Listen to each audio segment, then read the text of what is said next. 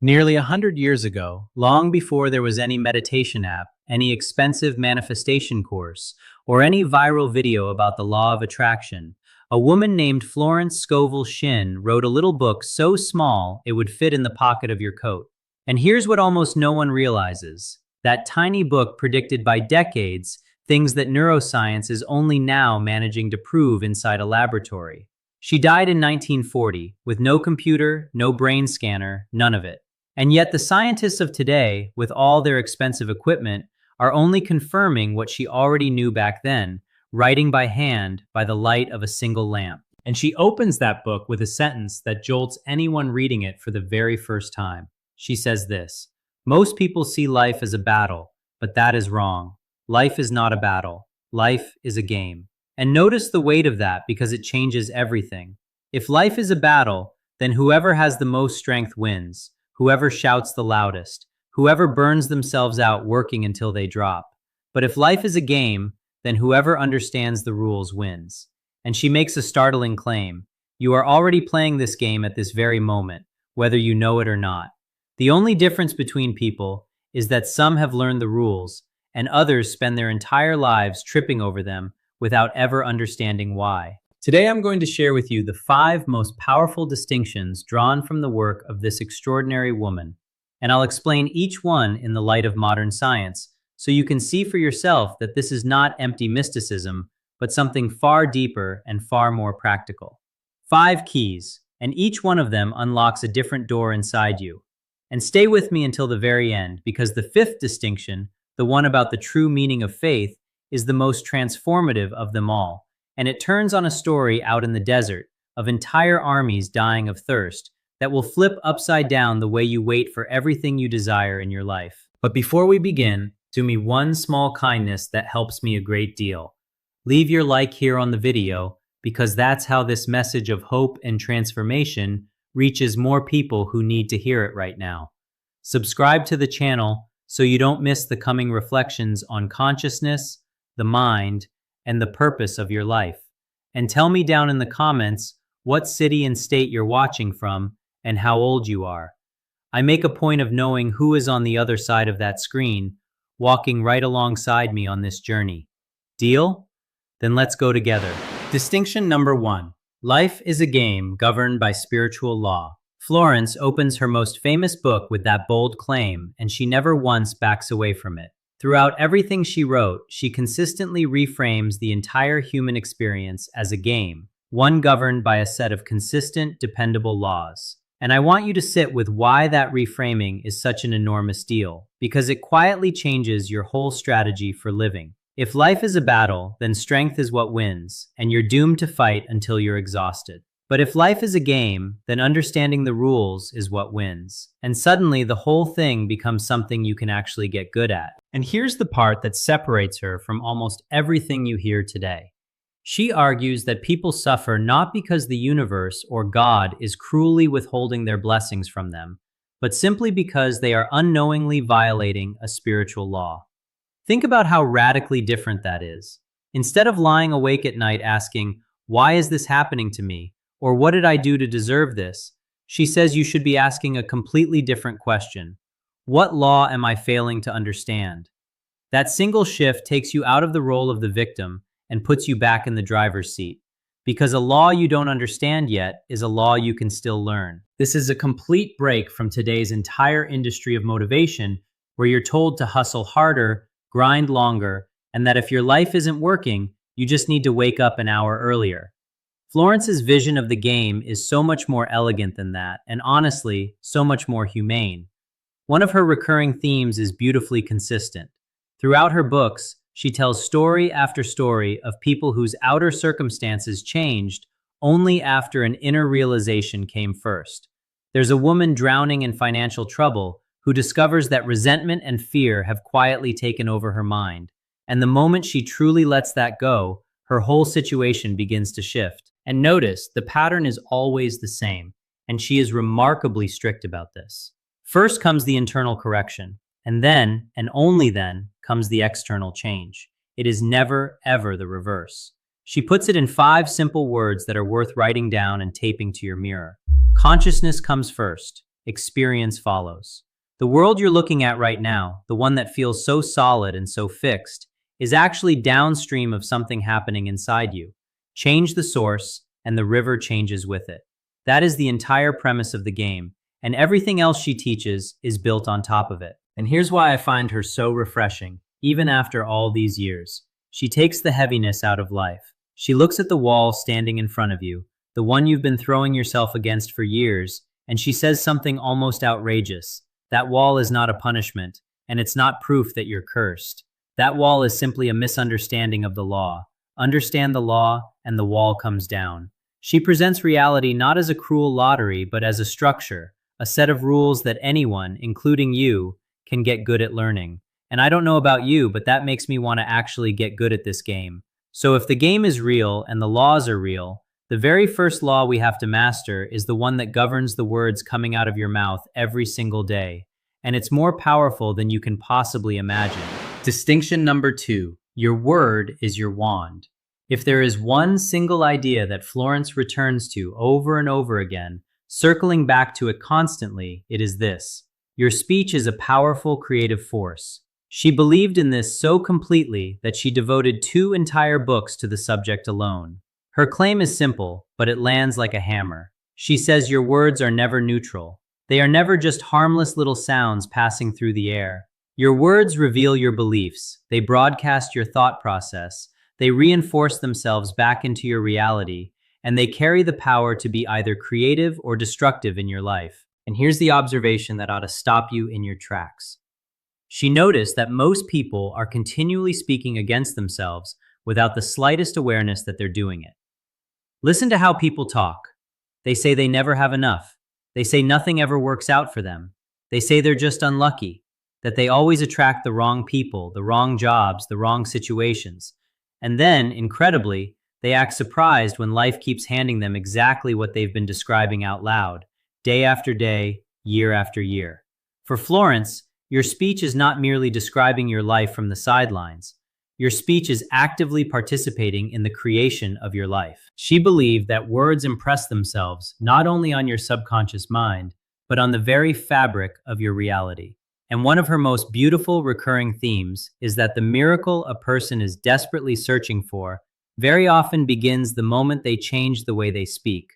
Not because saying magic words is some kind of trick, but because different words reveal a different consciousness underneath. When someone finally stops speaking from fear and starts speaking from faith, watch what happens.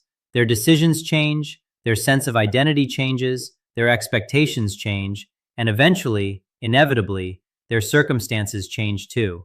The new word becomes the outward evidence that an inward shift has already quietly begun. And you don't have to take this on faith alone, because it makes perfect sense from a modern perspective too. Think of your words as the crystallized, amplified version of your thoughts.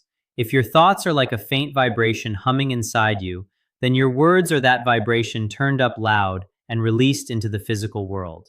Your words are the very first place your inner thoughts take shape out here, where they can be heard, where they can act, where they can build.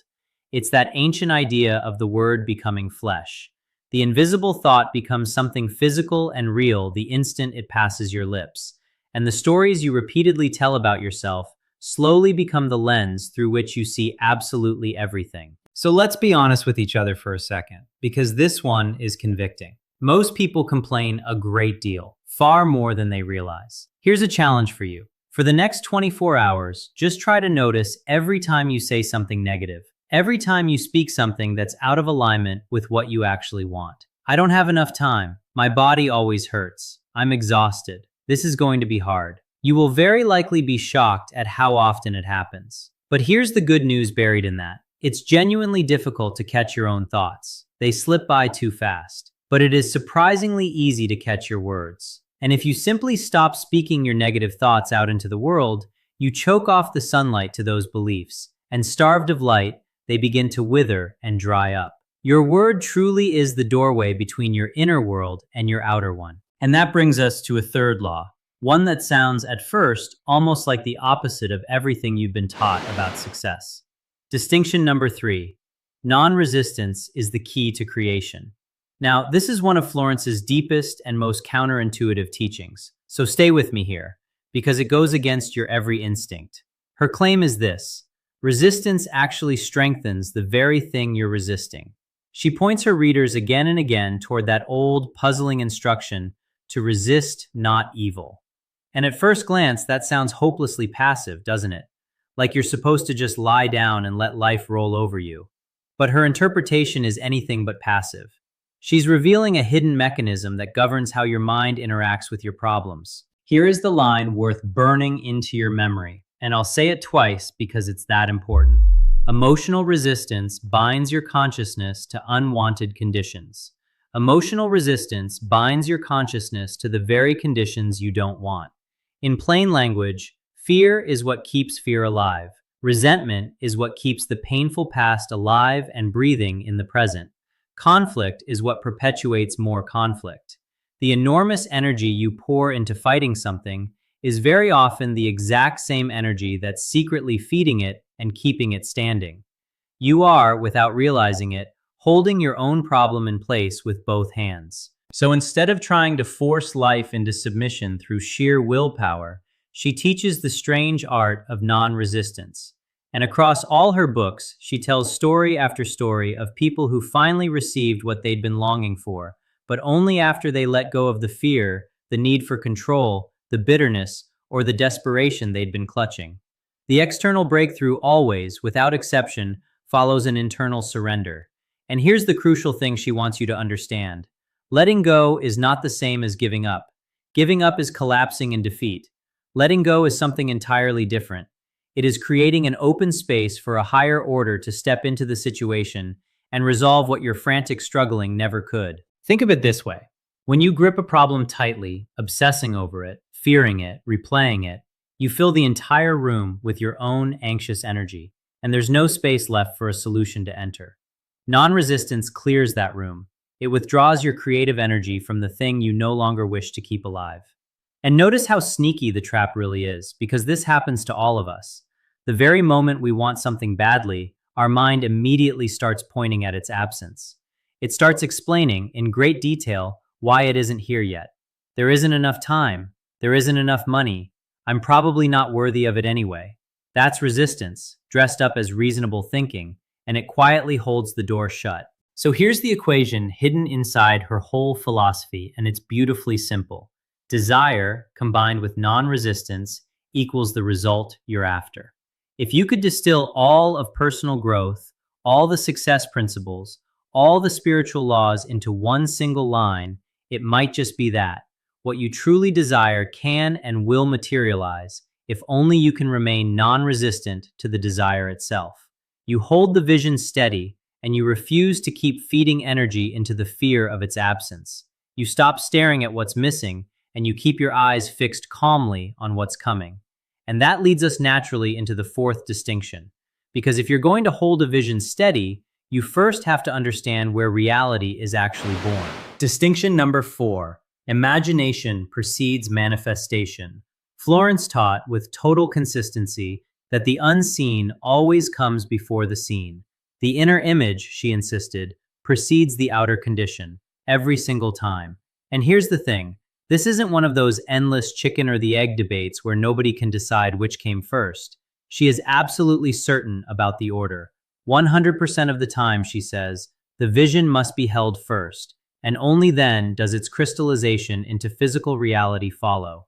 The picture in the mind is the mold, and the circumstances of your life are simply the material that eventually pours into that mold and takes its shape. So she encourages people to do something she calls mentally occupying the fulfilled state. And I love that phrase, mentally occupy.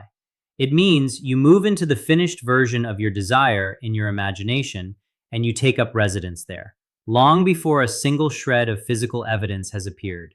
You hold that vision steady in spite of your current circumstances, in spite of everything your eyes are reporting back to you. And yes, that is far easier said than done. I won't pretend otherwise. But according to Florence, this is simply how the law operates, and fighting it is like arguing with gravity. She calls this living in anticipation, or living in preparation. It means assuming, calmly and completely, that what you desire already exists, and then daring to live as the person who has already received it. If that sounds familiar, it's because it's another way of describing something people talk about constantly now, being your future self today. And she tells the most remarkable stories to illustrate it. There's a woman who quietly sets her dinner table every single night in anticipation of an estranged loved one returning. And after weeks of that loyal, unwavering routine, that person suddenly reappears and they're reunited. There are stories of people arranging the details of a new home before the home had even been found. And she is always weaving imagination and faith together, treating them as partners. She has one line that captures it perfectly. Our supply is inexhaustible and unfailing when it's fully trusted, but the trust, the faith, must come before the demonstration. Faith first, evidence second, never the other way around.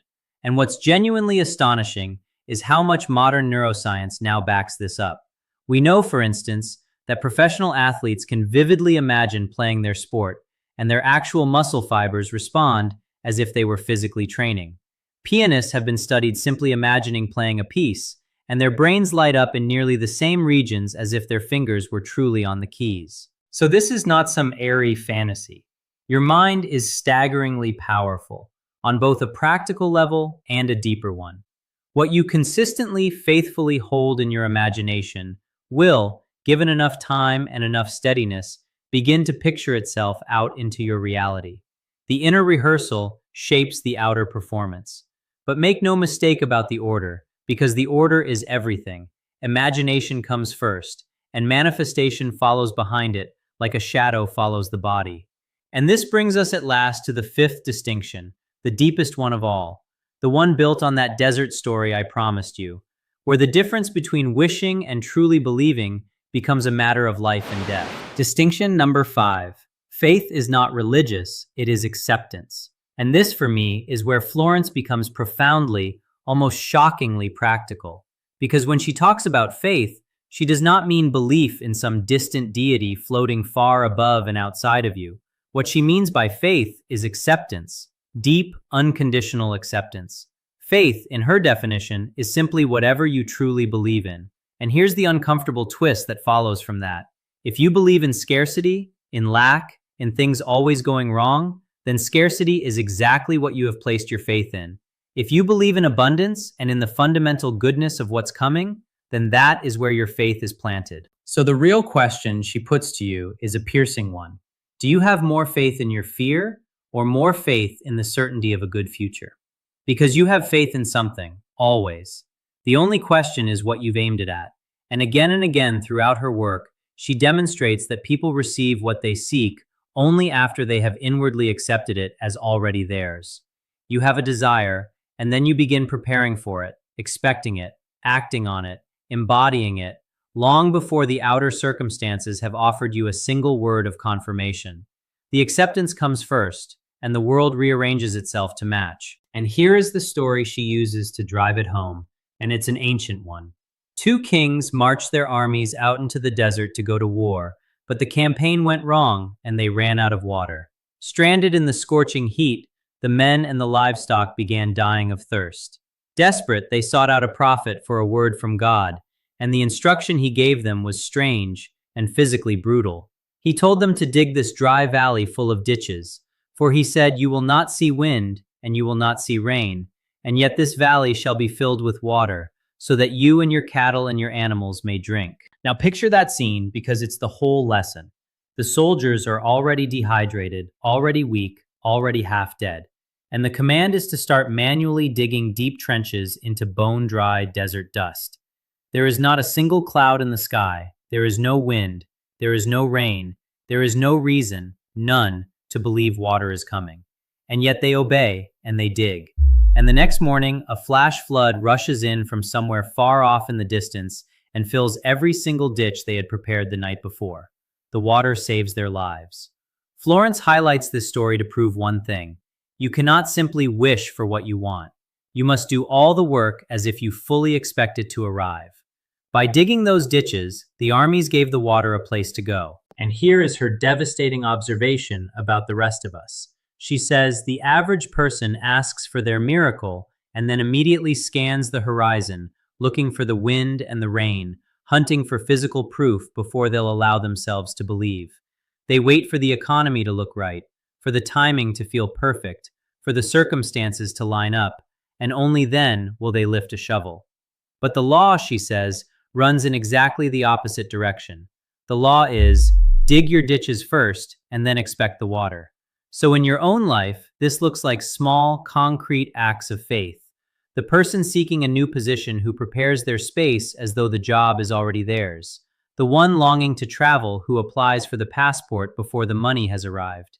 Each of those actions is a ditch, dug deep into the dry ground, and it trains your mind to stop staring at your current lack and turn fully toward the abundance you're expecting. You dig the ditches, and the rain must come. And once you truly understand that, everything Florence taught begins to click into a single picture. Because here's what became clear to me after sitting with all of Florence Scovel Shinn's work. She wasn't simply teaching manifestation in the way we casually toss that word around today. She was teaching something far more coherent than that. She was teaching that your consciousness operates according to actual laws, as dependable as the law of gravity. And notice how the 5 distinctions we walk through aren't really 5 separate ideas at all. You're understanding that life is a game, the power of your spoken word, the strange strength of non-resistance, the primacy of your imagination, and the true nature of faith. These are not 5 different principles.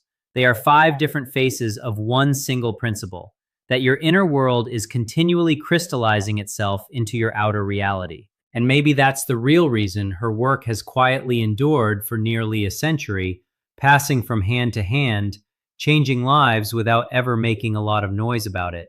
Because while the language of the world has changed enormously since the 1920s, human consciousness itself has not changed at all. The game is still being played today on the very same board. The laws are still fully operating, whether we acknowledge them or not. And the invitation she extended all those years ago is precisely the same invitation waiting for you right now, in this moment, watching this. Learn the rules, truly learn them, master your own consciousness, and then watch, sometimes slowly, sometimes all at once, as your outer life begins to reflect the inner shift you've made. And I want to be honest and grounded with you here, the way I always try to be, because this matters. These are powerful tools for how you direct your mind, your words, and your energy. And modern science genuinely does support a great deal of it, especially around visualization, self-talk, and expectation. But this is not a replacement for medicine, for a doctor's care, or for real action in the real world. Faith without the dug ditches is just wishing. The ditches, the effort, the preparation, the honest work, those are not optional extras. They are the other half of the entire law. So take these ideas as a way to align your mind and then move your feet, not as a promise that thinking alone will hand you anything. The people in Florence's stories always did their part, because in the end, this was never really about a 100-year-old book, or about one remarkable woman writing by lamplight. It was about you, and the quiet, extraordinary possibility that you have far more say in the shape of your life than anyone ever told you. That the wall in front of you might be a misunderstanding rather than a sentence. That the words you speak might be building or dissolving your future a little more each day. That the vision you hold, held steadily enough, might actually be a mold waiting to be filled. That's not a small idea. It's an invitation to stop being pushed around by a life you thought was a battle, and to start playing, on purpose, a game you're finally learning the rules to. So here's my sincere invitation to you today. Choose just one of these 5 distinctions, the one that landed the hardest, the one that made something in your chest go quiet, and begin living it this week. Just one. Watch your words for a single day. Dig one small ditch toward the thing you want. Hold one vision steady when your circumstances tell you not to. You don't have to master the whole game this weekend. You just have to make one move, on purpose, and then another.